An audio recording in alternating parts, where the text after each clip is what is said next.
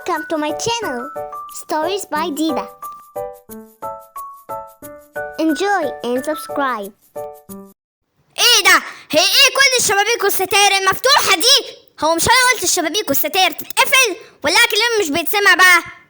ازاي بقى يا انس انت وانيسة تنسوا حاجة مهمة زي كده؟ ايه يا ماما خلاص مش هننسى تاني، احنا اسفين. انا مش عاوزة حد فيكو اشوفه فاتح شباك اوضته او شباك في البيت، مفهوم؟ ليه يا ماما كل ده؟ عادي، عادي. طالما انا قلت كده يبقى نسمع الكلام وخلاص بدل ما تترنوا على بالشبشب. اهدي يا ماما اهدي. هي بس يا انس انت وانيسة ماما خايفة يخش فار او برصة او صرصار مثلا البيت، انتوا عارفين يعني ماما بتخاف من الفئران والحشرات. تعالي يا ماما تعالي نخش نتفاهم جوه. يا ماما انا كمان مرعوبة، بس المشكلة اننا ما ينفعش نقول لأنيسة وأنس عشان هما كده هيخافوا، هما لسه صغيرين جدا ان هما يتفهموا الموضوع اللي احنا فيه دلوقتي. غصب عني يا فدوى، انت مش فاهمة اللي بيحصل ده معناه ايه؟ احنا ممكن نموت في اي لحظة كده. انا بس مرعوبة ان حد فيكم يتعض ويتحول زومبي زي الناس اللي في الشارع دي. ما تخافيش يا ماما، اساسا محدش هيخرج من البيت دلوقتي. وأنيسة وأنس يا فدوى، وأنيسة وأنس أبعي يا فدوى يخرجوا وانا نايمة زي المرة اللي فاتت. والله يا ماما انا خايفة يخرجوا وانا كمان نايمة. طيب يا ماما ما تيجي نحاول نقول لهم ونفهمهم الموضوع بالراحة من غير ما نخوفهم قوي. انا حاسة يا ماما ان الصح ان احنا نقول لهم طالما الموضوع خطير قوي كده. انتي صح يا فدوى، احنا لازم نفهمهم. أنيسة أنس احنا عايزين نتكلم معاكم في حاجة ضروري. نعم يا ماما في ايه؟ انا عايزة اقول لكم على حاجة مهمة جدا. قولي يا ماما احنا سامعينك اهو. في فيروس جديد انتشر في المدينة ومحدش فاهم ده ايه، بس ده مرض معدي وعمال ينتقل بين الناس بسرعة مرعبة، وانا خايفة عليكم لا تتعدوا من اي حد. علشان كده مش لازم ابدا تخرجوا من البيت ولا حتى تفتحوا الشبابيك والستاير والابواب. احنا لازم نأمن البيت ونقفله كويس بحيث لو حد شافكم من بره ما يجيش البيت ويعديكم. انت عارف يا انس انت وانيسة المرض ده قد ايه خطير، ده ممكن يموت. مش ممكن، ده اكيد يموت. يا ماما طب اسمه ايه المرض ده؟ خلاص يا انيسة خلاص، بس محدش عارف دلوقتي، الناس ممكن يعرفوا بعد فترة. طب يا ماما اعراضه ايه يعني؟ بنحس ايه لما بيجيلنا؟ مش يمكن يكون عند فدوى او انتي او انا او انيسة او ممكن بابا؟ لا يا انس اطمن، هو مش عند حد فينا ولا حاجة. لو كان عند حد فينا كان زمانه اكلنا دلوقتي. ما تخافوش يا جماعة، ما تخافوش خلاص. طول ما احنا في البيت المرض بعيد عننا. بصراحة اعراض المرض ده اللي معروفة لحد دلوقتي ان اي حد عنده المرض ده بيشوف حد تاني بيعضه، عشان كده الناس سمته مرض الزومبي. ايه ده يا ماما؟ هو مش ده كان في افلام خيال بس؟ يا ماما هو اتحول لحقيقة ولا ايه يا ماما؟ ما تخافيش يا انيسة ما تخافيش، هو بصراحة اتحول لحقيقة. ايوه اتحول لحقيقة، ودلوقتي لازم كل واحد فينا ياخد باله من نفسه ويمشي على التعليمات المحطوطة علشان نقلل من انتشار المرض ده ويخلص على خير ومحدش فينا يجراله حاجة. طيب يا ماما هو المرض ده له علاج؟ يعني هو ممكن حد يخف منه بدواء او حقنة او كده؟ بصراحة يا انس اللي نعرفه دلوقتي ان هو معدي وخطير جدا، جايز الدكاترة بعد كده يعملوا له علاج. المهم دلوقتي ناخد بالنا من نفسنا علشان نفضل مع بعض. طب يا أنيسة تعالي معايا نقفل الشبابيك اللي فوق والبلكونة. هو انتوا كنتوا ناسيين البلكونة اللي فوق؟ آخر مرة يا ماما احنا ما كناش نعرف ان هو الدرجة دي. شفتي يا ماما طلع صح ازاي ان احنا نقول لهم؟ ادينا لو ما كناش قلنا لهم كان زماننا دلوقتي كلنا بناكل في بعض. الحمد لله ان هم عرفوا، دول كانوا هيودونا في داهية. انا نفسي جدا انام بس الاصوات اللي بره دي مخوفاني.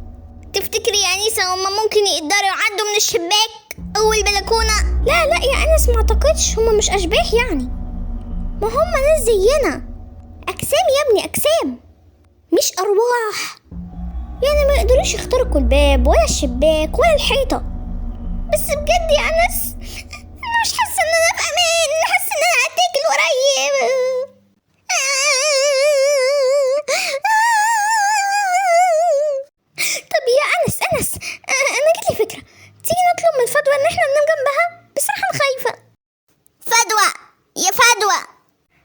أنس في إيه؟ صحتني من النوم ليه؟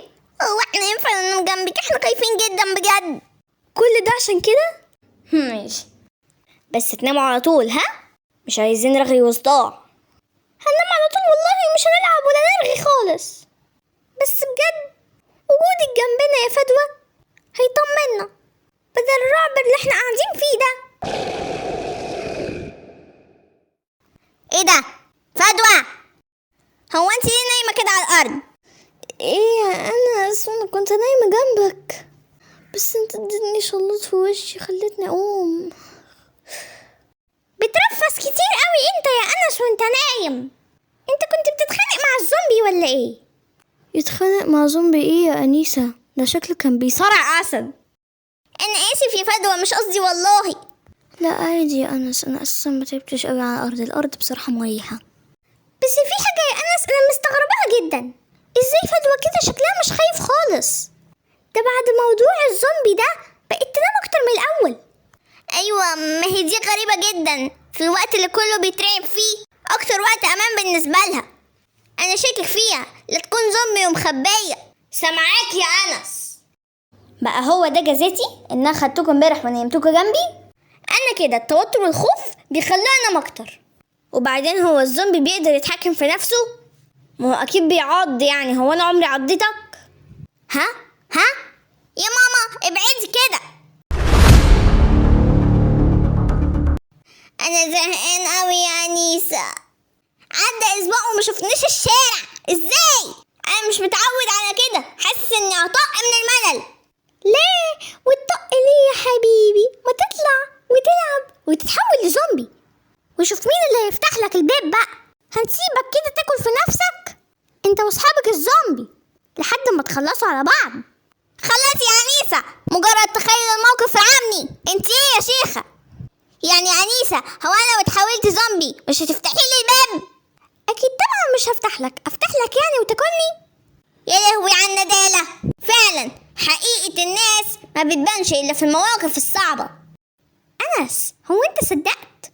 بصراحة تعمليها يا انيسة. تبقى عبيط يا انس لو صدقت الكلام اللي انا قلته ده. هو انت بعد الشر يعني لو حصل لك حاجة تفتكر مثلا ان انا هقدر اعيش من غيرك؟ لو في اي حاجة وحشة حصلت تحصل لنا احنا الاتنين مع بعض، مش انت بس او انا بس. خلاص بقى، انا كده هعيط. احنا ناقصين نكد، مش كفاية اللي احنا فيه؟ ما هو العياط ده بسبب الكبت اللي احنا فيه، بسبب قلة الخروج. بس احنا لازم نعمل اي حاجة، نلعب اي لعبة على الاقل علشان تكسر الملل اللي احنا فيه ده. انا جاتلي فكرة. احنا ممكن نعمل مسابقة، نظبط الستوب واتش اللي على التليفون وكل واحد فينا يطلع على السرير وينزل 10 مرات ونشوف عملنا كده في كام دقيقة، واللي اخد وقت اقصر هو الكسبان. يلا وريني سرعتك. 1 2 3 4 5 6 7 8 9 10. هي اخدت وقت قد ايه؟ دقيقة و25 ثانية. انا هحطم الرقم بتاعك ده، اصبر بس واتفرج عليا. 1 2 3 4 5 6 7 8 9. الحقني يا ناس، رجلي. أنيسة انت كويسة يا أنيسة؟ يا خبر، انت وقعتي يا أنيسة؟ طب حاولي كده طيب تقومي.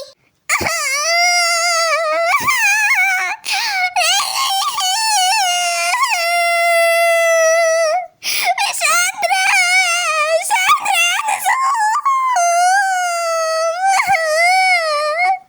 خلاص معلش يا أنيسة، ماما كده هتصحى وتزعق لنا.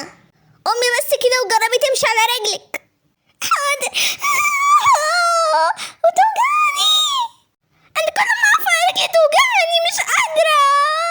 نايمني على السرير يا أنس، نايمني. حاضر يا أنيسة حاضر، بس بصي ريحي شوية، يمكن بس وجعيكي من الوقعة، وبعد شوية الوجع هيقل. عدى شوية وقت اهو يا أنيسة، جربي كده تمشي على رجلك. لا مش قادرة بتوجع قوي. شكلها كده يا أنس اتكسرت. لا يا أنيسة، إن شاء الله لا، ما تقلقيش يا أنيسة والله. أنا هروح أصحي ماما.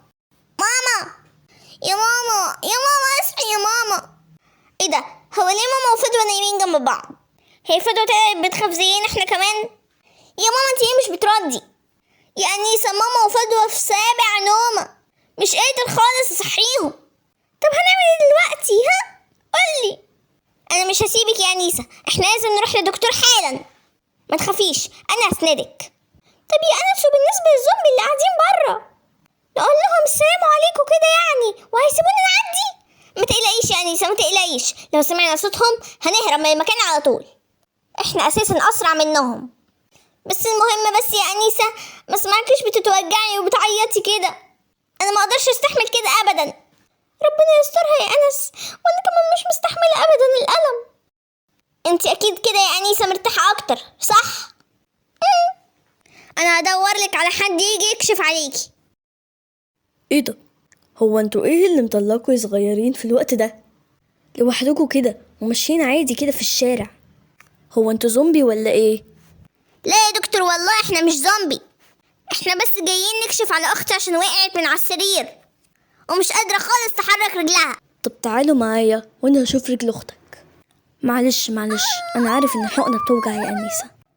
معلش يا أنيسة استحملي شوية. هي كده خلاص بقت تمام.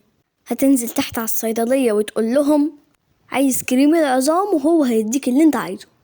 هتدهنه منه لمدة 7 أيام وهتكون أنيسة زي الفل.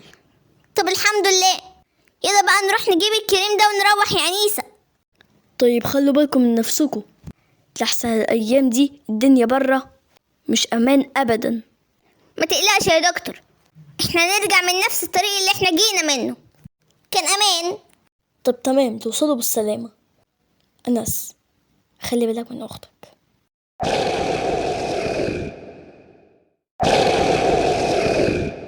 ايه الصوت ده؟ دول بيقربوا علينا يا أنس. ما تخافيش يا أنيسة، وطي صوتك عشان ما يسمعوناش، هما بيجوا على الصوت ده قريب مننا جدا، انا مرعوبة. ما تخافيش يا أنيسة، انا هحميكي مهما حصل. أنس الحقني يا أنس. امشي ابعد عنها. خلاص اهو يا أنيسة مشي، ما تخافيش بقى. أنيسة ردي عليا ما تخوفنيش.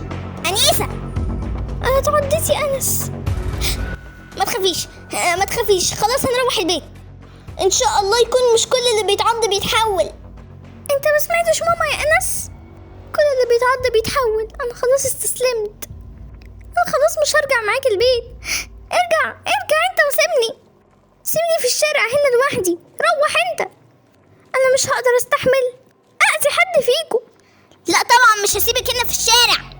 يلا يا أنيسة قدامي على البيت.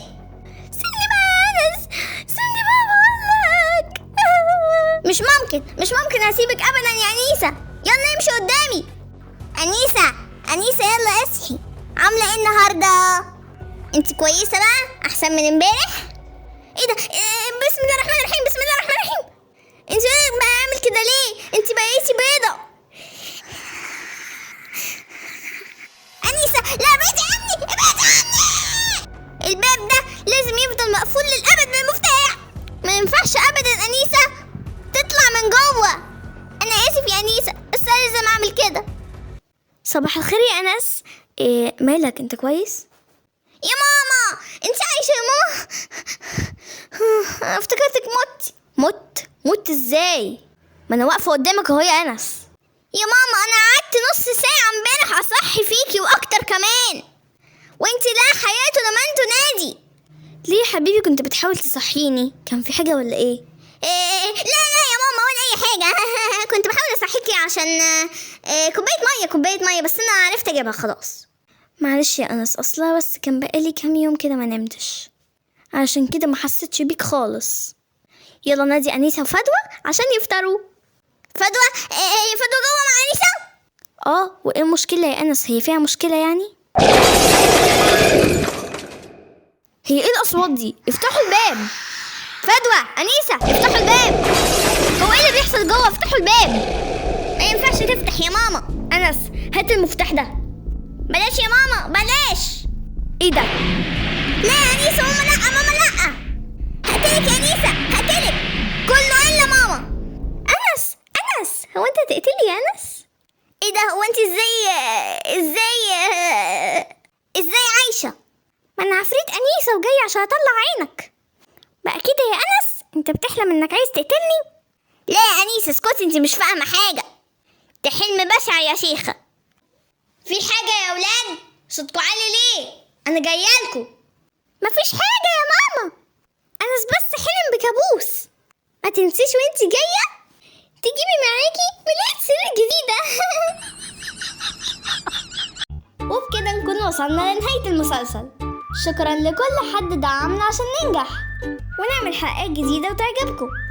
هتوحشني قوي يا أحلى أصحاب. أنا عارف طبعا إني هوحشكم.